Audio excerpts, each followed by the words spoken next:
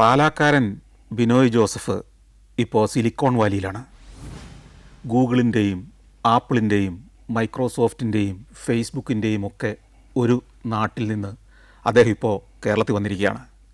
അവിടുത്തെ ഒരു ടെക് എഞ്ചിനീയറാണ്.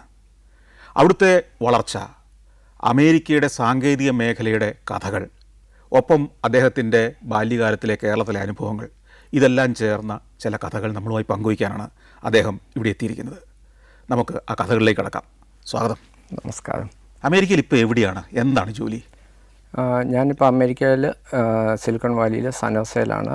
എൻ്റെ ബേസിക്കായിട്ട് ഞാനൊരു മെക്കാനിക്കൽ എഞ്ചിനീയറാണ്. ഞാനിപ്പോൾ ഒരു പ്രോഡക്റ്റ് ഡിസൈൻ എഞ്ചിനീയറായിട്ടാണ് വർക്ക് ചെയ്യുന്നത്. പ്രോഡക്റ്റ് ഡിസൈൻ എഞ്ചിനീയർ എന്ന് പറഞ്ഞാൽ നമ്മളൊക്കെ ഉപയോഗിക്കുന്ന പല ഉപകരണങ്ങളെയും ആദ്യഘട്ടത്തിൽ രൂപപ്പെടുത്തുന്ന, അതിൻ്റെ ആശയം ഉണ്ടാക്കി ഡിസൈൻ ചെയ്യുന്ന ഒരാൾ എന്നാണോ? അതെ, തീർച്ചയായിട്ടും. അതായത് നമ്മളിപ്പോൾ ഉപയോഗിക്കുന്ന പല സാധനങ്ങളുണ്ട്. ഇപ്പോൾ ഉദാഹരണത്തിന് ഇവിടുത്തെ ലൈറ്റുകളുണ്ട്, മൈക്രോഫോണുകളുണ്ട്, അല്ലെങ്കിൽ കമ്പ്യൂട്ടറുകളുണ്ട്, കമ്പ്യൂട്ടറുകളുടെ പുതിയ ഗാഡ്ജറ്റ്സ് ഉണ്ട്. ഇത്തരം നമ്മൾ ഉപയോഗിക്കുന്ന പലതരം ഇലക്ട്രോണിക് ഉപകരണങ്ങളും അല്ലാത്തതുമായ ഉപകരണങ്ങളെയൊക്കെ ഡിസൈൻ ചെയ്ത് അതെങ്ങനെ ഫങ്ഷൻ ചെയ്യുന്നുവെന്ന് മനസ്സിൽ സങ്കല്പിച്ച് അത് നമുക്ക് വേണ്ടി ആദ്യം രൂപപ്പെടുത്തുന്നയാൾ. അതെ അതെ, അതാണ് നമ്മൾ ചെയ്യുന്നത്. മിസൈൽ അങ്ങനെയുള്ളതിൻ്റെ ഒരു guidance system, automobile safety systems, പിന്നെ ലാപ്ടോപ്സ്, പിന്നെ റോബോട്ടിക് പ്രോഡക്ട്സുകൾ, അങ്ങനെയൊക്കെയുള്ള പ്രോഡക്ട്സുകളാണ് ഡെവലപ്പ് ചെയ്യുന്നത്. അപ്പോൾ അതിലേക്ക് വരാം. ഈ അമേരിക്കയിലേക്ക് എത്തിയത് എങ്ങനെയാണ്? ഞാനിവിടെ ഒരു MRFൽ മെക്കാനിക്കൽ എഞ്ചിനീയറായിട്ട് വർക്ക് ചെയ്യുമായിരുന്നു. അപ്പം എൻ്റെ വിവാഹത്തിന് ശേഷം അപ്പോൾ എൻ്റെ വൈഫ് പിന്നീട് US ഗ്രീൻ കാർഡ് കിട്ടി. അപ്പോൾ ഞാനും വൈഫും കൂടെ ഒന്നിച്ച് US പോയി. ഇവിടെ എന്താ പഠിച്ചിരുന്നത്? ഇവിടെ ഞാൻ മെക്കാനിക്കൽ എഞ്ചിനീയറിംഗ് ആണ് പഠിച്ചത്.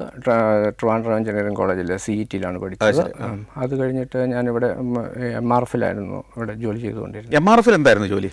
MRFൽ ഞാൻ പ്ലാന്റ് എഞ്ചിനീയർ ആയിരുന്നു. അപ്പോൾ പ്ലാന്റ് എഞ്ചിനീയർ എന്ന് പറഞ്ഞു കഴിഞ്ഞാൽ നമ്മൾ പ്രൊഡക്ഷൻ സൈഡിലല്ല, നമ്മൾ ഇപ്പോൾ ഈ അതിൻ്റെ മെയിൻ്റനൻസ് ആണ്. മെയിൻ്റനൻസ്, പുതിയ പ്രോജക്റ്റുകൾ അല്ലെ പ്ലാന്റ് എക്സ്റ്റൻഷൻ ഒക്കെ വരുമ്പോൾ അതിന് എക്സ്പാൻഷൻ, പിന്നെ അതായത് പുതിയ മെഷീനറിയെ കൊണ്ടുവന്ന് ഇൻസ്റ്റാൾ ചെയ്യുക, അതിനെ കമ്മീഷൻ ചെയ്യുക, ടെസ്റ്റ് ചെയ്യുക, കമ്മീഷൻ ചെയ്യുക, അതൊക്കെ ആയിരുന്നു. ഞാൻ കമ്മീഷനിങ് ആയിരുന്നു ആദ്യം. പിന്നീടാണ് ഞാൻ അത് മെയിൻ്റനൻസിലേക്ക് വന്നു. പിന്നെ ഈ എന്താണ് അതിൻ്റെ സോഫ്റ്റ്വെയർ, ERP, SAP ആ സൈഡിലേക്കൊക്കെ ഞാൻ വന്നു. ഇത് എത്ര വർഷം മുമ്പ് MRFൽ ഒരു ഞാൻ 2006 വരെ ഉണ്ടായിരുന്നു. അതായത് 20 കൊല്ലം മുമ്പ്.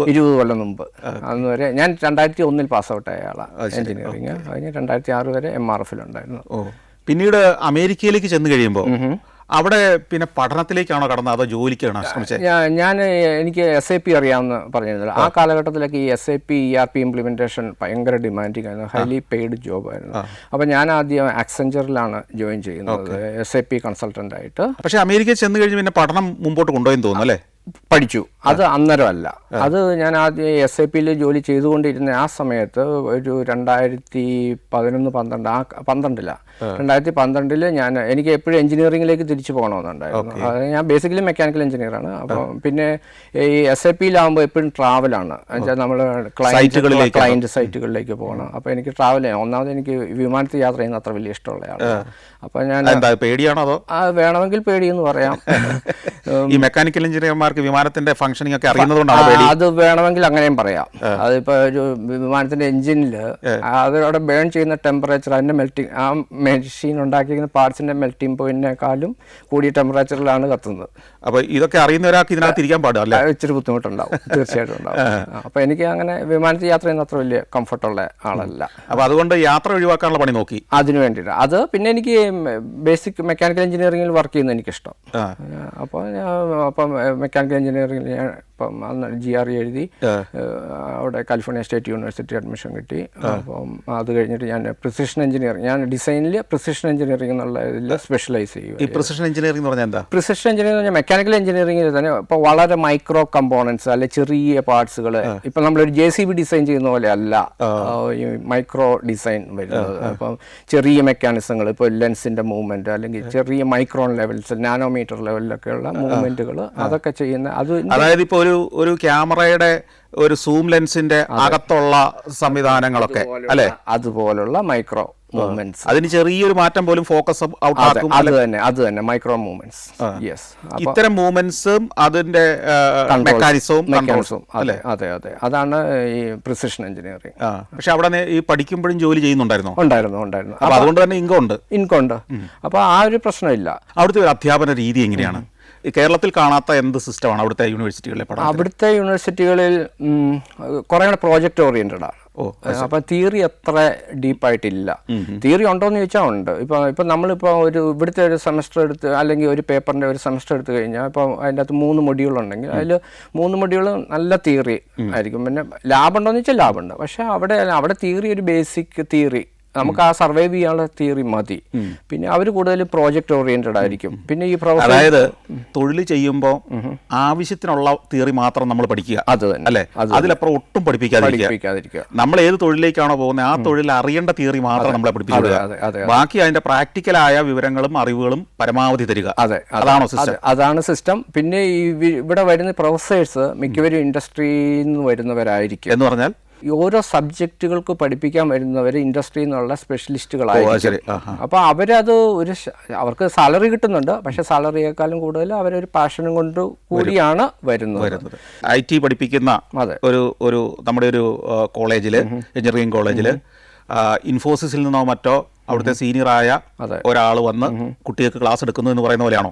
അതുപോലെ ഇപ്പം അതിന് ഇക്വലന്റ് ആയിട്ട് എക്സാമ്പിൾ ഉണ്ട്. അപ്പം ബോയിങ്ങിലെ ഒരു സീനിയർ എഞ്ചിനീയർ, പുള്ളിക്കാരൻ റിട്ടയർ ആയി. അപ്പം പുള്ളിക്കാരൻ ഇവിടെ ഒരു പേപ്പർ വന്ന് എടുക്കുമായിരുന്നു ഞങ്ങൾക്ക്.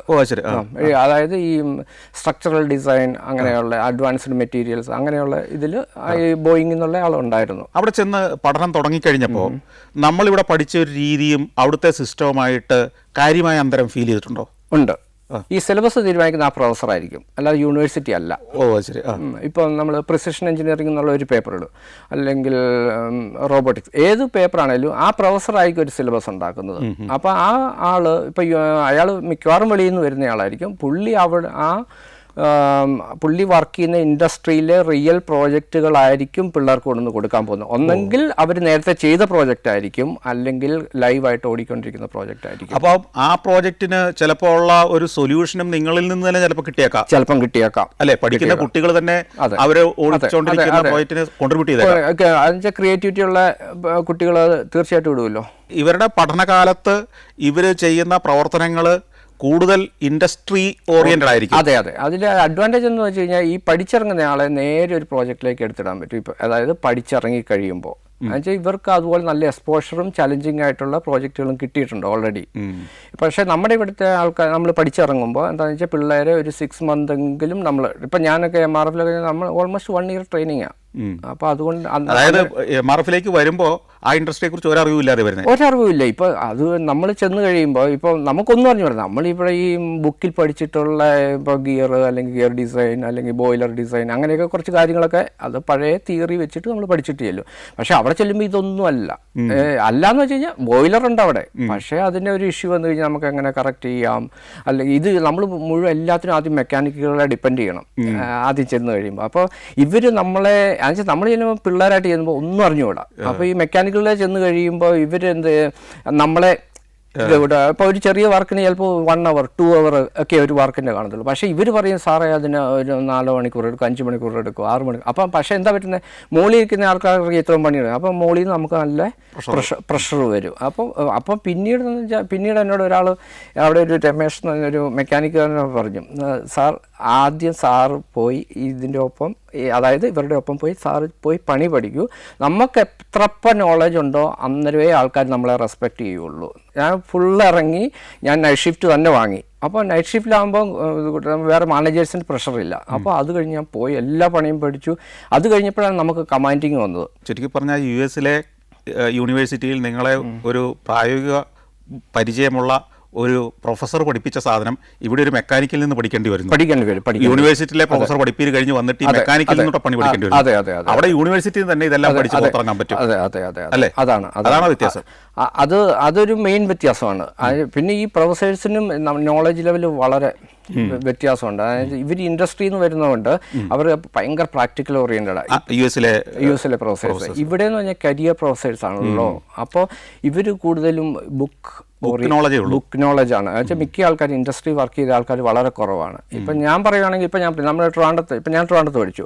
ട്രിവാൻഡ്രത്ത് ഇപ്പോൾ ISRO ഉണ്ട്, VSSC ഉണ്ട്, പിന്നെ വേറെ ടൈറ്റാനിയോ, കുറേ കമ്പനീസ് ഉണ്ട്. ഇപ്പോൾ അവിടുത്തെയൊക്കെ ഇപ്പോൾ ആൾക്കാരോട് ചോദിച്ചു കഴിഞ്ഞാൽ ചിലർ വന്നിട്ട് വൈകുന്നേരം 1 hour അല്ലെങ്കിൽ ഒരു പേപ്പർ എടുക്കാൻ പോകുമെന്ന് ചോദിച്ചു കഴിഞ്ഞാൽ അവർ തീർച്ചയായിട്ടും എടുക്കുമെന്ന് എനിക്ക് തോന്നുന്നത്. പക്ഷെ അതിപ്പോൾ ചെയ്യുന്നില്ലേ? അന്നുണ്ടായിരിക്കും അല്ലേ? അന്നൊന്നുമില്ല, ഇപ്പോഴത്തെ എനിക്ക് അറിഞ്ഞുകൂടാ. ഇപ്പൊ ചെയ്യുന്ന ജോലിയായിട്ട് ബന്ധപ്പെട്ട് തന്നെ പ്രിസിഷൻ എഞ്ചിനീയറിംഗ് അല്ലെ, ഈ പ്രിസിഷൻ എഞ്ചിനീയറിംഗ് അല്ലെങ്കിൽ പ്രോഡക്റ്റ് ഡിസൈൻ ഇതുപോലുള്ള കാര്യങ്ങൾ കേരളത്തിൽ കാര്യമായിട്ട് നടക്കുന്നില്ല. ശരിക്കും എന്തുകൊണ്ടാണ് ഈ കേരളത്തിൽ ഇത്തരം കാര്യങ്ങൾക്ക് ചെയ്യാനുള്ള സൗകര്യമില്ലാത്തത്? കേരളത്തിൽ വേണമെങ്കിൽ ചെയ്യാവുന്നതേ ഉള്ളൂ. കാരണം ഇതിന് വലിയ ഏരിയയും വലിയ ഇൻഡസ്ട്രീസും നമ്മുടെ വലിയ പുകതുപ്പുന്ന വലിയ എൻവയോൺമെന്റൽ പ്രശ്നം ഉണ്ടാക്കുന്ന വലിയ ഫാക്ടറികളുടെ ഒന്നും ആവശ്യമില്ലല്ലോ അല്ലേ? ശരിക്കും സാധാരണ കെട്ടിടങ്ങളിൽ ഒരു IT പാർക്ക് പോലുള്ള സ്ഥലങ്ങളിൽ ഇതൊക്കെ ചെയ്യാവുന്നതല്ലേ ഉള്ളൂ. അതിന് പറ്റിയ മിടുക്കന്മാർ നമുക്ക് ഇവിടെ കിട്ടാനുണ്ട്. നിങ്ങളൊക്കെ ഇവിടുന്ന് പോയിട്ടാണല്ലോ അവിടെ പോയി. ബിനോയ് ഇപ്പൊ ജോലി ചെയ്യുന്ന സ്ഥാപനം എന്ന് പറയുന്നത് തന്നെ അത് നിങ്ങൾ കുറച്ച് ആളുകൾ ചേർന്ന് ആരംഭിച്ച ഒരു പ്രസ്ഥാനമാണല്ലോ. ഞാൻ അതിന് പിന്നീട് പാർട്ടായതാണ്. അതെ, അല്ല എന്നാലും ഇത്തരത്തിൽ പഠിച്ചിറങ്ങിയ ആളുകളുടെ ഒരു സംരംഭമാണ്. അതെ, തീർച്ചയായിട്ടും. കേരളത്തിൽ എന്തുകൊണ്ടാണ് അത്തരം സ്റ്റാർട്ടപ്പുകൾ വരാത്തത്? അത് ശരിക്കും പറഞ്ഞാൽ ഒരു സ്റ്റാർട്ടപ്പ് പോലെ തുടങ്ങാവുന്നതല്ലേ? സ്റ്റാർട്ടപ്പ് പോലെ തുടങ്ങാവുന്നതാണ്. അത് പല റീസൺസ് ഉണ്ട്. ഒന്ന് ഞാൻ പറഞ്ഞല്ലോ, ഈ കുട്ടികൾ നല്ല പ്രോപ്പർ ട്രെയിനിങ് കിട്ടാതെയാണ് വെളിയിലേക്ക് വരുന്നത്. ഇപ്പം നമ്മൾ ഓൾറെഡി ഒരു സ്റ്റാർട്ടപ്പ് തുടങ്ങിയാൽ പോലും അവർക്ക് അതിൻ്റെ ഗൈഡൻസോ അല്ലെങ്കിൽ അതിനുള്ള ടെക്നിക്കൽ കോൺഫിഡൻസോ ഉണ്ടാവത്തില്ല. പിന്നെ ഫണ്ടിങ് ഒരു വലിയ ഇഷ്യൂ ആണ്, ഘടകമാണ്. പിന്നെ ഇപ്പം ഞാനിപ്പോൾ ഒരു പ്രോഡക്റ്റ് ഡെവലപ്പ് ചെയ്യുന്നുണ്ട്, അത് ഇവിടെ വിൽക്കണമെങ്കിൽ തന്നെ വലിയ ബുദ്ധിമുട്ട്. അല്ല, നിങ്ങൾ ഡെവലപ്പ് ചെയ്യുന്നത് നിങ്ങൾ അവിടെ തന്നെ അല്ലല്ലോ വിൽക്കുന്നത്, ലോകം മുഴുവനുള്ള മാർക്കറ്റിലേക്ക്. അതേ സാധ്യത ഇന്നത്തെ IT അല്ലെങ്കിൽ ഇന്നത്തെ ഈ ഒരു സാധ്യതയുടെ ലോകത്ത് അത് വലിയ ബുദ്ധിമുട്ടാണോ? ബുദ്ധിമുട്ടല്ല, ചെയ്യാൻ പറ്റും. പക്ഷെ അത് നമ്മുടെ കോളേജിൽ നിന്ന് പഠിച്ചിറങ്ങുന്നവർക്ക് അത് ബുദ്ധിമുട്ടാണ് ആദ്യം.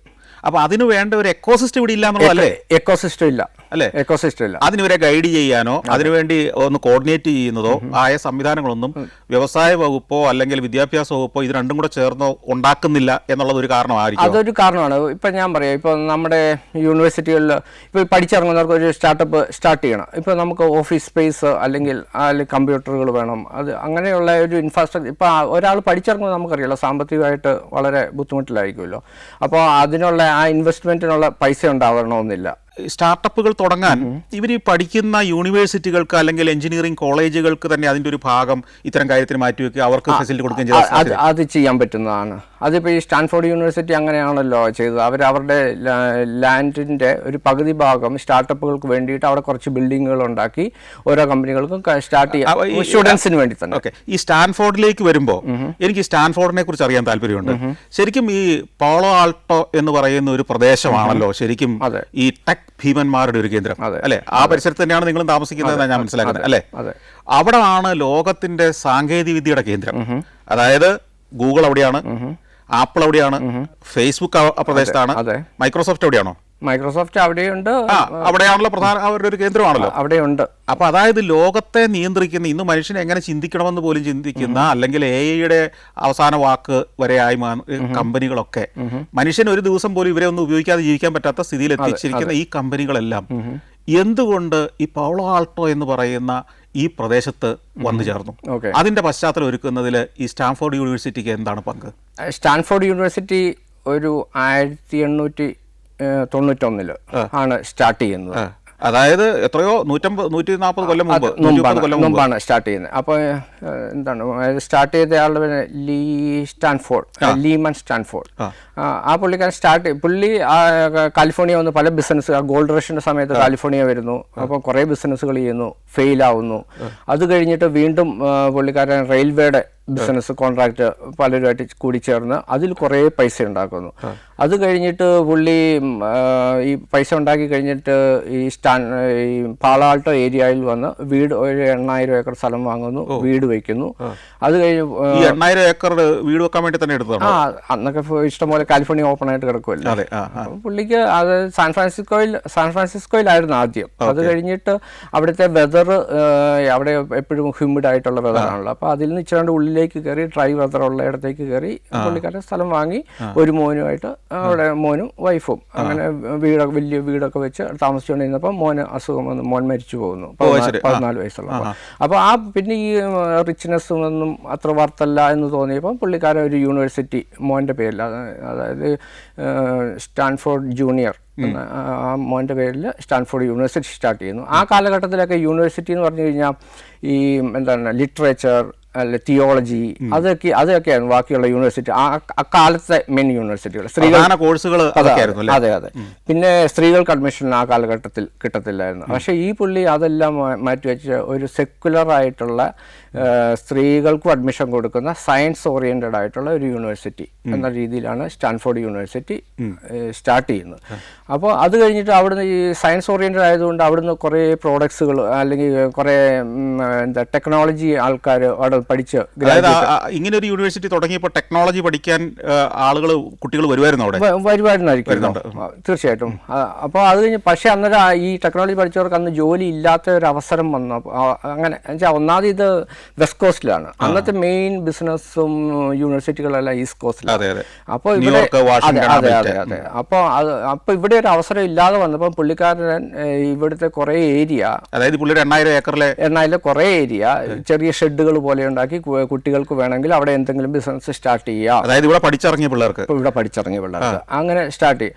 അപ്പോൾ അങ്ങനെ ആദ്യം പല ഈ സയന്റിഫിക് ആയിട്ടുള്ള പല പ്രോഡക്ട്സ്, അതായത് വാക്യൂം ട്യൂബ്, പിന്നെ ടെലിവിഷൻ, പിന്നീട് 1956 ഈ ട്രാൻസിസ്റ്റർ, വില്യം ഷോക്ലി എന്ന് പറഞ്ഞ ആള് ട്രാൻസിസ്റ്റർ, അത് സ്റ്റാൻഫോർഡ് എന്നുള്ള ആളാണ്.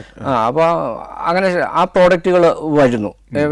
ഒപ്പം ട്രാൻസിസ്റ്റർ വന്നു. അത് കഴിഞ്ഞപ്പം ഈ വില്യം ഷോക്ലി ഒരു കമ്പനി സ്റ്റാർട്ട് ചെയ്യുന്നു. അപ്പോൾ കുറേ അവിടുത്തെ തന്നെ സ്റ്റുഡൻസിനെ ഹയർ ചെയ്ത് കമ്പനി സ്റ്റാർട്ട് ചെയ്യുന്നു. ആ കമ്പനിയിൽ പക്ഷേ ഈ വില്യം ഷോക്ലി മാനേജർ വൈസ് വളരെ മോശമായിരുന്നു, പക്ഷേ ഒരു ഇന്നോവേറ്റർ എന്ന രീതിയിൽ വളരെ മിടുക്കനുമായിരുന്നു. അപ്പോൾ ഈ പുതിയതായിട്ട് ജോയിൻ ചെയ്ത പുള്ളിയായിട്ട് ഫ്രിക്ഷനായിട്ട് അവരെല്ലാം പിരിഞ്ഞിട്ട് അവരായിട്ട് പുതിയ കമ്പനി സ്റ്റാർട്ട്, അതാണ് ഈ ഫെയർ ചൈൽഡ്. അപ്പോൾ അവർ അത് കഴിഞ്ഞ് വെച്ചിട്ട് അതിൽ നിന്ന് 2 പേരാണ് പിന്നെ ഈ പല ട്രാൻസിസ്റ്ററുകൾ കമ്പൈൻ ചെയ്ത് IC ചിപ്പുകൾ ഉണ്ടാക്കി. പിന്നെ IBM, ഇന്റൽ, അതായത് ലോകത്തിലെ ഇലക്ട്രോണിക്സിന്റെ ഒരു കുതിച്ചുചാട്ടം അവിടുന്ന് തുടങ്ങിയെന്ന് പറയാം അല്ലേ? അപ്പോൾ അത് കഴിഞ്ഞിട്ട് ഇവരെല്ലാം ഇപ്പോൾ ഉള്ള മിക്ക കമ്പനികളും നമ്മളൊരു 90 കൂടുതൽ ടോപ്പ് കമ്പനീസ് എടുത്തു കഴിഞ്ഞാൽ ഈ ഫെയർ ചൈൽഡിൽ നിന്ന് ഹെൽപ്പോ അല്ല ഇൻവെസ്റ്റ്മെൻറ്റോ കിട്ടിയിട്ടുള്ള കമ്പനികളാണ്. അതായത് ഇവരെല്ലാം പൈസ ഉണ്ടാക്കിയല്ലോ. ഇവരെന്താ വെച്ചാൽ വീണ്ടും ഈ സ്റ്റാൻഫോർഡിൽ നിന്ന് പിള്ളേർ പാസ് ഔട്ടായി അവർ ചെറിയ സ്റ്റാർട്ടപ്പ് തുടങ്ങും. ഇവരുണ്ടാക്കിയ പൈസയൊക്കെ കുറേശ്ശെ അതിൽ ഇൻവെസ്റ്റ് ചെയ്തുകൊണ്ടേയിരിക്കും. അങ്ങനെയാണ് ഒരു വെഞ്ചർ ക്യാപിറ്റൽ ആയിട്ടുള്ള ഒരു എക്കോസിസ്റ്റം അവിടെ ഉണ്ടായി വന്നത്. ഇപ്പോൾ ഈ സെക്യൂർ ക്യാപിറ്റൽ എന്നൊക്കെ പറയുന്നവരും ഇതിൻ്റെ ഒരു ബൈ പ്രോഡക്റ്റ് ആണ്. ഇവിടുന്ന് ഇങ്ങനെ പൈസ ഉണ്ടാക്കി വന്ന ആൾക്കാരാണ് ഈ സെക്യൂർ ക്യാപിറ്റൽ, ഇങ്ങനെയുള്ള പല. അപ്പോൾ പിന്നീട് പിന്നെ ഈ എലോൺ മസ്ക് വന്നു, പീറ്റർ തീൽ, ഇവർ ആദ്യം സിപ്2 എന്ന് പറയുക, എലോൺ മസ്ക് വന്ന സിപ്2 എന്ന് പറയുന്ന കമ്പനി ഉണ്ടാക്കി, അത് വിറ്റു. അത് കഴിഞ്ഞ് വെച്ചിട്ട് പിന്നീട് ഈ പീറ്റർ തീലിനോട് കൂടി ചേർന്ന് പേപ്പാൽ ഉണ്ടാക്കി. അപ്പോൾ അത് വിറ്റു, പിന്നെ പൈസ. ഇപ്പം കാണുന്ന മേജർ കമ്പനികളിലെല്ലാം തന്നെ ആദ്യത്തെ ഇനീഷ്യൽ ഇൻവെസ്റ്റ്മെന്റ് ഇട്ടുകൊടുത്തവർ അവരാണ്. അതായത് ഇതെല്ലാം ഒരു യൂണിവേഴ്സിറ്റിയും അതിന്റെ സങ്കല്പത്തിൽ നിന്നും രൂപം കൊണ്ടതാണ്. അതെ. അപ്പോൾ അവിടെ ഇതിന് പറ്റിയ ഒരു എക്കോസിസ്റ്റം, ഇപ്പൊ ചില ഇൻഡസ്ട്രിക്ക് ചില സ്ഥലം, നമ്മൾ ശിവകാശി പ്രിന്റിങ്ങിന് പറ്റിയ സ്ഥലം, അടക്കത്തിന് പറ്റിയ സ്ഥലം എന്ന് പറയുന്ന പോലെ ഇലക്ട്രോണിക്സിന്റെയും കമ്പ്യൂട്ടറിന്റെയും അതിന്റെ സോഫ്റ്റ്വെയറുകളുടെയും പുതിയ ആശയങ്ങളുടെ ഒരു കേന്ദ്രമായിട്ട് ഈ പ്രദേശം അങ്ങ് മാറി, കാലിഫോർണിയയുടെ ഈ പ്രദേശം ആകെ. അതെ, ഇപ്പൊ ഈ എക്കോസിസ്റ്റം എന്ന് വെച്ച് കഴിഞ്ഞാൽ ഒന്ന് നല്ല യൂണിവേഴ്സിറ്റി, നല്ല സ്റ്റുഡൻസ് പഠിച്ചിറങ്ങുന്നു, അവർ പ്രോഡക്റ്റ് കൊണ്ടുവരുന്നു, അല്ലെങ്കിൽ ഐഡിയയും കൊണ്ടുവരുന്നു. ഐഡിയയ്ക്ക് പൈസ കിട്ടത്തില്ല, പ്രോഡക്റ്റിന് മാത്രമേ കിട്ടൂ. ഞാൻ അതിനെ തന്നെ ഇടപെട്ടെ. ഇപ്പം ഈ യൂണിവേഴ്സിറ്റി ഉള്ളത് കൊണ്ടും ഇങ്ങനെ എക്കോസിസ്റ്റം ഉള്ളത് കൊണ്ടും ഉണ്ടാവില്ലല്ലോ. ഇവിടുന്ന് പഠിച്ചിറങ്ങുന്നവൻ തലയുള്ളവനാണെന്നുള്ളതല്ലേ അതിന്റെ വ്യത്യാസം? അത് അവരുടെ അഡ്മിഷൻ പോലെ ഇരിക്കുമല്ലോ. അപ്പൊ അങ്ങനെയാണ് അവിടുത്തെ അഡ്മിഷനും അവിടുത്തെ വിദ്യാഭ്യാസ സിസ്റ്റവും. പിന്നെ ഇത് ഭയങ്കര തലയുടെ ആവശ്യമൊന്നുമില്ല, ഒരു കോമൺ സെൻസ് മതി. അപ്പൊ എന്നിട്ടും ഈ അത്യാവശ്യം ഭയങ്കര തലയുള്ള നമുക്കൊന്നും ഇവിടെ സാധിക്കാത്ത എന്തുകൊണ്ടാ? അത് ഈ ആ എക്കോസിസ്റ്റത്തിന്റെ ഒരു പ്രശ്നമാണ്. അത് നമ്മുടെ ആൾക്കാർ അവിടെ പോയി മാസ്റ്റേഴ്സ് ചെയ്ത് കഴിയുമ്പോൾ ഇവര് ഇതിനേക്കാളും മിടുക്കന്മാരാവുന്നു. അതെ, അപ്പൊ നമ്മുടെ തല മോശമല്ല അല്ല, നമ്മൾ ട്രെയിൻഡ് അല്ല, അതാണ്. പിന്നെ ആ ടെക്നിക്കൽ കോൺഫിഡൻസ് അവിടെ മാസ്റ്റേഴ്സ് ചെയ്താൽ ടെക്നിക്കൽ കോൺഫിഡൻസ് വരും. ഇപ്പം നിങ്ങളെ പോലെയുള്ള ധാരാളം മലയാളികൾ ഈ പറഞ്ഞ എക്കോസിസ്റ്റത്തിന്റെ ഭാഗമായിട്ട് പല മേഖലകളിൽ പ്രവർത്തിക്കുന്നുണ്ട്. നിങ്ങൾക്ക് കേരളത്തിന് വേണ്ടി എന്തെങ്കിലും ഇത്തരം ഒരു പ്രോജക്റ്റ് കൊണ്ടുവരാൻ പറ്റുമോ? എന്ത് പ്രോജക്റ്റാണ് ഈ ഇത്തരം ഇപ്പൊ സ്വകാര്യ മേഖലയിൽ വരെ യൂണിവേഴ്സിറ്റികൾ വരാൻ പോവുക കേരളത്തില്. ഇങ്ങനെ വരുമ്പോൾ നമ്മളുടെ യൂണിവേഴ്സിറ്റികൾ, എഞ്ചിനീയറിംഗ് കോളേജുകൾ ഇതിനെയൊക്കെ ചേർത്ത് ഇത്രയും മിടുക്കന്മാരെ തരുന്നു. ഈ മിടുക്കന്മാർക്ക് കേരളത്തിന്റെ സാധ്യത മുഴുവൻ ടെക്നോളജി മേഖലയിലും ടൂറിസം മേഖലയിലും ഒക്കെയാണ് അല്ലെ? ടെക്നോളജി, ടൂറിസം, മെഡിക്കൽ, ഇങ്ങനെയൊക്കെയുള്ള ചില മേഖലകളിലാണ് കേരളത്തിന്റെ സാധ്യതകൾ, ലാൻഡിന്റെ പ്രത്യേകത കൊണ്ടും മനുഷ്യന്റെ സ്വഭാവം കൊണ്ടും. അപ്പോൾ ഇതിൽ ടെക്നോളജി മേഖലയിൽ ശരിക്കും പറഞ്ഞാൽ നിങ്ങൾ പോലുള്ള കുറച്ച് ആളുകൾക്ക് അവിടുത്തെ അനുഭവങ്ങൾ ഉപയോഗപ്പെടുത്തിക്കൊണ്ട് കേരളത്തിലെ ഗവൺമെന്റുമായിട്ട് ചേർന്നോ അല്ലെങ്കിൽ യൂണിവേഴ്സിറ്റികളുമായിട്ട് ചേർന്നോ ഒക്കെ വലിയ തോതിൽ ചില ആശയങ്ങൾ കൊണ്ടുവന്ന് ചില സ്റ്റാർട്ടപ്പുകൾ അല്ലെങ്കിൽ ഇങ്ങനെ ഒരു എക്കോസിസ്റ്റം ഉണ്ടാക്കാൻ വേണമെങ്കിൽ ശ്രമിക്കാവുന്നതല്ലേ? തീർച്ചയായിട്ടും ചെയ്യാവുന്നതാണ്. ഇതിൽ ഗവൺമെൻറ്റുകൾക്കും ഇവിടുത്തെ പ്രൈവറ്റ് യൂണിവേഴ്സിറ്റികൾക്കും നമുക്ക് ഹെൽപ്പ് ചെയ്യാൻ പറ്റുന്നതാണ്. ഞാൻ അതിൻ്റെ അകത്ത് പല ആൾക്കാരോട് സംസാരിച്ചിട്ടുണ്ട്. പിന്നെ അത് തന്നെയല്ല, ഞാൻ ഈവൻ അവിടെയുള്ള പ്രൊഫസേഴ്സിനോട്, അതെന്ന് വെച്ചാൽ അവരൊക്കെ വളരെ വില്ലിംഗ് ആണ്. അതായത് ഈ റിട്ടയർ ആയി കഴിഞ്ഞാൽ അവർ ഇത്തരം കാര്യങ്ങൾക്ക് വലിയ താല്പര്യത്തോടെ നിൽക്കുന്നതായിട്ട് എനിക്ക് പലപ്പോഴും. അതെ. നമ്മളിപ്പോൾ എത്ര വലിയ ആൾക്കാരാണെങ്കിലും നമ്മളിപ്പോൾ ഏറ്റവും റിച്ച് ആയിട്ടോ അല്ലെങ്കിൽ ടെക്നോളജിയിൽ ഏറ്റവും അഡ്വാൻസ് ആയിട്ട് അവരെല്ലാം നമ്മളെ ഹെൽപ്പ് ചെയ്യാൻ റെഡിയാണ്. നമ്മളവിടെ ചോദിക്കുന്നില്ല എന്നുള്ള ഒരു പ്രശ്നമുള്ളൂ. എൻ്റെ അനുഭവം വെച്ചിട്ട് എത്ര വലിയ ആളാണേലും നമ്മൾ ആൾക്കാരോട് ചെന്ന് ചോദിച്ചാൽ അവർക്ക് പറ്റുന്ന ഹെൽപ്പാണ് അവർ ചെയ്തു തരും. ഞാൻ കേട്ടിട്ടുണ്ടെന്നല്ല, സഫാരിയിൽ ആ പ്രോഗ്രാം ചെയ്തിട്ടുണ്ട്. നീൽ ആംസ്ട്രോങ് അദ്ദേഹം ചന്ദ്രനിൽ പോയി തിരിച്ചു വന്നതിന് ശേഷം വീണ്ടും നാസയിൽ ജോലി ചെയ്യാമായിരുന്നിട്ടും അവിടെ നിന്ന് രാജിവെച്ച് പഠിപ്പിക്കാൻ പോയി, യൂണിവേഴ്സിറ്റിയിൽ പഠിപ്പിക്കാൻ പോയി എന്നാണ്. അതായത് അടുത്ത തലമുറയെ വാർത്തെടുക്കുന്നതിനായിരുന്നു അവരുടെയൊക്കെ ത്രില്ല്. അവിടെ ശമ്പളം നോക്കിയിട്ടല്ല പോയത്. അപ്പം അവിടുത്തെ നല്ല പ്രൊഫസർമാർ അല്ലെങ്കിൽ ഇത്തരത്തിൽ വിദഗ്ധരായ ആളുകൾ, ഇൻഡസ്ട്രി ബാക്ക്ഗ്രൗണ്ട് ഉള്ള ആളുകൾ ഒക്കെ ഉള്ളവരെ ശരിക്കും പറഞ്ഞാൽ നമുക്കും വേണേൽ കിട്ടാവുന്നതല്ലേ ഉള്ളൂ. വലിയ പൈസ ഒന്നും കൊടുക്കാം. ഞാൻ ഒരിക്കലും അവിടുത്തെ സ്റ്റാൻഫോർഡിലെ ഒരു പ്രൊഫസറോട് സംസാരിച്ചതാണ്. ഈ പുള്ളിക്കാരൻ സ്റ്റാർട്ടപ്പിൽ അതിലാണ് പുള്ളിക്കാരൻ ഫോക്കസ്. അപ്പോൾ ഒത്തിരി പുള്ളി നേരത്തെ കുറേ കമ്പനികൾ ചെയ്തിട്ടുണ്ട്, ഇപ്പോൾ ഒരു VC ഫേം നടത്തുന്നു. അപ്പം പുള്ളിയോട് ഞാൻ ഒരിക്കൽ സംസാരിച്ചിരുന്നു. അപ്പം പുള്ളി പറഞ്ഞു ഹെൽപ്പ് ചെയ്യാം, എന്നുവെച്ചാൽ പുള്ളി ഇവിടെ ഇന്ത്യ വരാം, അങ്ങനെ ചെയ്യാം. അപ്പം ഞാൻ പറഞ്ഞു ഓക്കെ, ഗവൺമെൻറ് ഞാൻ ഇപ്പം പൊളിറ്റിക്കലായിട്ട് ഗവൺമെൻറ്റിനോട് ഞാൻ നേരത്തെ P. രാജീവിനെ കാണണമെന്ന് വിചാരിച്ചായിരുന്നു. അപ്പം ചെന്ന് സംസാരിച്ച് ഓക്കെ അവർക്ക് റെഡിയാണ്. എന്നുവെച്ചാൽ ഇവർ വരുമ്പോൾ കുറച്ച് ചിലവുകളുണ്ടാവും. അതായത് ഇപ്പോൾ അവർക്ക് ഹോട്ടൽ കൊടുക്കണം, ഒരു മിനിമം ഒരു കുറച്ച് പൈസയെങ്കിലും കൊടുക്കണം. അപ്പം ഞാൻ ചോദിച്ചു അതിന് എത്രയോ പൈസ. അപ്പോൾ അവർ പറഞ്ഞു ഓക്കെ, അവരുടെ എന്താണ് പ്രൊപ്പോസൽ, അവരുടെ എന്താണ് ആവശ്യം, ഇതൊക്കെ പറഞ്ഞു കഴിയുമ്പോൾ അവർ പറയാം എന്ന് അവർ റെഡിയാണ്. അത് തന്നെ ഞാൻ കണ്ടിട്ടുണ്ട്. ഇവർ പല ഈസ്റ്റ് യൂറോപ്യൻ രാജ്യങ്ങളിലും പല ഈവൻ അതുകൊണ്ട് എൻ്റെ ലാറ്റിൻ അമേരിക്കൻ രാജ്യങ്ങളിലൊക്കെ പോയിട്ട് അവിടെ ഹെൽപ്പ് കൊടുക്കുന്നത് ഞാൻ കണ്ടിട്ടുണ്ട്. ഇപ്പോൾ ഈ ഫേസ്ബുക്ക് പോലുള്ള പ്രസ്ഥാനങ്ങൾ ആരംഭിക്കുന്നു, കോളേജ് വിദ്യാർത്ഥികളാണ് തുടങ്ങുന്നത് അല്ലേ? അവര് പിന്നെ വലിയൊരു രീതിയിലേക്ക് ടേക്ക് ഓഫ് ചെയ്യാൻ അവർക്ക് സഹായമായ സാഹചര്യം എന്തായിരുന്നു അവിടെ? അവർക്ക് പ്രോഡക്റ്റ് നല്ലതായിരുന്നു. അല്ല, ഈ പ്രോഡക്റ്റ് നല്ല പ്രോഡക്റ്റുകൾ നമ്മുടെ പിള്ളേരും കൺസീവ് ചെയ്യുന്നുണ്ട് ഇവിടെ. ഉണ്ട്. അതൊന്നും അതുപോലെ ലോകം മുഴുവൻ അങ്ങ് എത്തുന്നില്ല. അവർക്ക് ഫണ്ടിങ്, ഇത് സ്കെയിലപ്പ് ചെയ്യണേ ഫണ്ടിങ് നല്ലപോലെ വേണമല്ലോ. അപ്പോൾ അമേരിക്കയിൽ അതായത് ഈ പാളോ ആൾട്ടോയിൽ സാൻഹിൽ റോഡ് എന്ന് പറയുന്ന ഒരു റോഡുണ്ട്. ആ റോഡിന്റെ സൈഡിലാണ് ലോകത്തിലെ ഏറ്റവും വലിയ വെഞ്ചർ ക്യാപിറ്റൽ ഫേംസ് സിറ്റ് ചെയ്യുന്നത്. അപ്പോൾ അതായത് പണ്ട് തൃശ്ശൂർ ചിട്ടി കമ്പനികളുടെ ഒരു സ്ഥലമായിരുന്നു അതുപോലെ നിങ്ങൾക്ക് നല്ല ആശയം ഉണ്ടെങ്കിൽ ചെന്ന് കഴിഞ്ഞാൽ കാശ് തരുന്ന ആളുകൾ അങ്ങനെ ചുമ്മാതെ പൈസ തരത്തില്ല. അവർ നല്ല ബുദ്ധിമുട്ടുണ്ട്. പക്ഷെ അവിടെ കൺവിൻസ് ചെയ്താലും അവർക്ക് അവരുടെ സ്ട്രാറ്റജി എന്ന് പറഞ്ഞു കഴിഞ്ഞാൽ അവരിപ്പോൾ ഒരു 10 കമ്പനിയിൽ ഇട്ട് കഴിഞ്ഞാൽ ഒന്നേ വിജയിക്കുകയുള്ളൂ എന്നുള്ള അസംഷനിലാണ് അവർ പൈസ ഇടുക. അപ്പോൾ അവർ ബാക്കി 9 എണ്ണം പോയാലും ഒരെണ്ണത്തിൽ അവർ ഇടുന്നതിൻ്റെ എത്രയോ, ഇപ്പം സ്പേസ് എക്സ് ഇപ്പം അന്ന് വളരെ മിനിമം ഇട്ടവര് ഇപ്പൊ അത്ര. അപ്പോൾ അതെ. പക്ഷെ അവരൊരു 10 വർഷത്തിന്റെ ഒരു സൈക്കിളാണ് പ്ലാൻ ചെയ്യുന്നത്. അപ്പോൾ ആ ഒരു 10 വർഷത്തിനുള്ളിൽ ഇത് കിട്ടണം. അപ്പം നമ്മളിടുന്ന 10 കമ്പനി ബാക്കി 9 പോയാലും ഈ ഒരെണ്ണത്തിൽ സർവൈവ് ചെയ്യാം. അല്ല, അപ്പോൾ അവിടെ അത്തരം ഒത്തിരി സംരംഭങ്ങളുണ്ട്. അതായത് ഫിനാൻഷ്യലി സപ്പോർട്ട് ചെയ്യുന്ന വെഞ്ചർ VCകളായ ഒത്തിരി കമ്പനി ഒത്തിരി. ഇവിടെയൊക്കെ കയറി ഇറങ്ങി ഇത് കൺവിൻസ് ചെയ്യാൻ കഴിഞ്ഞു അതിനുള്ള ഫണ്ടിങ് ഉണ്ടാവും. ഒരു പൊതുവെ പറയുന്നത് 30 മില്യൺ വരെയുള്ള ഒരുവിധം റീസണബിൾ $30 million വരെയുള്ളത് വലിയ ബുദ്ധിമുട്ടില്ല. നമ്മളൊരു വർക്കിംഗ് ആയിട്ടുള്ള ഒരു പ്രോഫിറ്റബിൾ ബിസിനസ് കാണിക്കണം. അത് കുഞ്ഞതായിക്കോട്ടെ. ഇപ്പോൾ നമ്മളൊരു ഒരു പുതിയൊരു കോഫി ഷോപ്പിൻ്റെ ബിസിനസ്സാണ് കേട്ടോ. അപ്പോൾ ആ കോഫി ഷോപ്പ് ആണെങ്കിലും നമ്മളൊരു വർക്കിംഗ് മോഡൽ, അതായത് പ്രോഫിറ്റബിൾ മോഡൽ കാണിക്കണം. അതായത് വർക്ക് ചെയ്ത് ഇത് വിജയകരമാകും എന്നുള്ളൊരു മാതൃക ഒരു യൂണിറ്റ് എങ്കിലും കാണിച്ചു കൊടുത്താൽ അവർ സ്കെയിലപ്പ് ചെയ്യാനാ പൈസ, അതിനെ മൾട്ടിപ്ലൈ ചെയ്യാനും അതിനെ ലോകം മുഴുവൻ എത്തിക്കാനുമുള്ള ഫണ്ട് അവർ തരും. അതാണ് ഇത് വിജയമാണെന്ന് കാണിച്ചു കൊടുക്കണം. ഈ Airbnb അല്ലെങ്കിൽ ഊബർ ഇങ്ങനെയുള്ളതൊക്കെ അതൊക്കെ ഇതുപോലെ ഫണ്ട് വന്നാൽ മാത്രമേ വളരുള്ളൂ. എന്നാൽ ചില ബിസിനസ്സുകൾക്ക് അതിൻ്റെ ആവശ്യമില്ല. ഈ ഗ്രാജുവലി ഓർഗാനിക് ആയിട്ടുള്ള ഗ്രോത്ത് മതി.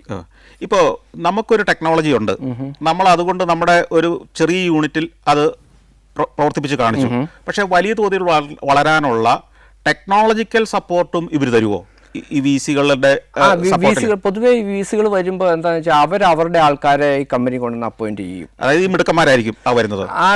അവർ മാനേജ്മെന്റ് സൈഡിലായിരിക്കും, ഈ ടെക്നോളജി സൈഡിലായിരിക്കത്തില്ല. ടെക്നോളജി നമ്മുടെ കയ്യിലുണ്ട്. ടെക്നിക്കലി സ്കിൽഡ് ആയിട്ടുള്ള ഒരാൾ ഇത് ഒരു ബിസിനസ്മാൻ ആവണമെന്നില്ല. ഇല്ല. അപ്പോൾ അവരുടെ ആൾക്കാരെ കൊണ്ടുവരും. ഇപ്പോൾ ഈ ടെസ്ല എന്ന് പറയുന്ന കമ്പനി ആൾക്കാർ വിചാരിക്കുന്ന എലോൺ മസ്ക് സ്റ്റാർട്ട് ചെയ്തതെന്ന്. എലോൺ മസ്ക് അല്ല സ്റ്റാർട്ട് ചെയ്തത്, വേറെ 2 എഞ്ചിനീയേഴ്സാണ് സ്റ്റാർട്ട് ചെയ്തത്. പുള്ളിക്കാരൻ പിന്നീട് ഇൻവെസ്റ്ററായിട്ട് വരുവാണ് ചെയ്തത്. പിന്നീട് പുള്ളിയുടെ അതെ ഈ ഒരു മാർക്ക് ടാർപ്പിംഗ് എന്നൊക്കെ പറഞ്ഞ ഒരു വേറൊരു എഞ്ചിനീയറും കൂടെ, ഇവർ 2 പേരാണ് ശരിക്കും ടെസ്ല സ്റ്റാർട്ട് ചെയ്തത്. ഇലോൺ മസ്ക് അന്ന് 2 കമ്പനിയിൽ ഇൻവെസ്റ്റ് ചെയ്തു. ഒന്ന് ടെസ്ലയിലും ഈ പാലോൾട്ടോയിൽ തന്നെയുള്ള, അതിൻ്റെ പേര് ഞാൻ പറഞ്ഞു, വേറൊരു ഇലക്ട്രിക് കാർ കമ്പനി, 2ലും കൂടെ ഇൻവെസ്റ്റ് ചെയ്തു. എന്നിട്ട് രണ്ട് പ്രോജക്റ്റുകളും പാരലായിട്ട് വളർന്നു വന്നു. പക്ഷെ പ്രോഡക്റ്റ് നല്ലത് ടെസ്ലയുടെ ആയിരുന്നു അന്നത്തെ. അത് കഴിഞ്ഞ് പുള്ളിക്കാരൻ എന്ത് ചെയ്തു, ഈ 2 കമ്പനിയും കൂടെ മെർജ് ചെയ്തു. പുള്ളി എന്ന് പറഞ്ഞാൽ ഒരു മാനേജർ വൈസ് നമ്പർ 1. പിന്നെ ഇപ്പം പുള്ളി പിന്നെ കാർ കമ്പനി പിന്നെ BMW നിന്നും അല്ലാതെ പലയിടത്തുനിന്നും മിടുക്കരായ ആൾക്കാരെ കൊണ്ടുവന്നു. ഇപ്പം ഈ മറ്റേ ആപ്പിൾ ആണെങ്കിലും സ്റ്റീവ് ജോബ്സ് ഈ ഐഫോണും ഇതെല്ലാം പ്രോഡക്റ്റ് ഡിസൈൻ ചെയ്യാൻ ജോണി ഐവ് എന്ന് പറയുന്ന ഒരാൾ, ബ്രിട്ടീഷ് പ്രോഡക്റ്റ് ഡിസൈൻ എഞ്ചിനീയറാണ്. പുള്ളിക്കാരനെ അതുപോലത്തെ ആളാണ്. അപ്പോൾ പുള്ളിക്കാരൻ ജോണി ഐവിനെ ബ്രിട്ടനിൽ നിന്ന് കൊണ്ടുവന്നിട്ടാണ്. അങ്ങനെയാണ് ഈ ആപ്പ്. പുള്ളിയുടെ ഫിലോസഫിയാണ് ഭയങ്കര സിമ്പിൾ ആയിട്ടുള്ള ഡിസൈൻ, ഭയങ്കര കണ്ടു കഴിഞ്ഞാൽ ബട്ടൺ പോലും ഇല്ലാത്ത ഫോൺ. അതെ അതൊക്കെയാണല്ലോ ഇല്ല. അത് നമ്മളൊരു ആപ്പിളിന്റെ ഒരു ലാപ്ടോപ്പ്, ഞങ്ങൾ ഇതെല്ലാം തുറന്ന്, ഞങ്ങൾക്ക് ഈ ലാപ്ടോപ്പിന്റെ ഡിസൈനൊക്കെയാണ്. അപ്പോൾ നമ്മൾ തുറന്ന് ഇവരുടെ നമ്മളെല്ലാ കോമ്പറ്റീറ്റേഴ്സിൻ്റെയും പ്രോഡക്റ്റുകൾ തുറന്നു നോക്കും. അപ്പോൾ നമുക്കറിയാം ഈ ആപ്പിളിന്റെ ഡിസൈൻ ഒരു രക്ഷയില്ലാത്ത ഡിസൈൻ, മെക്കാനിക്കൽ എഞ്ചിനീയറിംഗിൽ അൾട്ടിമേറ്റ് ഡിസൈനാണ് ശരിക്കും. ആപ്പിളിന്റെ എല്ലാ പ്രോഡക്റ്റും മെക്കാനിക്കൽ എഞ്ചിനീയറിംഗിന്റെ അൾട്ടിമേറ്റ് ആണ്.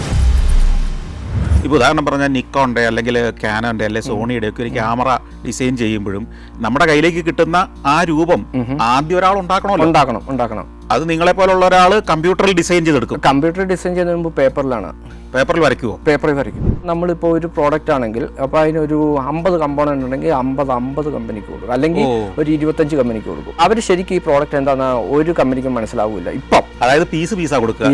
ഇത് അസംബിൾ ചെയ്ത് എങ്ങനെയിരിക്കും അവർക്ക് അറിയത്തില്ല. പണ്ട് ഈ അമേരിക്കയിലെ ഡ്രോയിങ്സ് മുഴുവൻ ചൈനയ്ക്ക് കിട്ടി.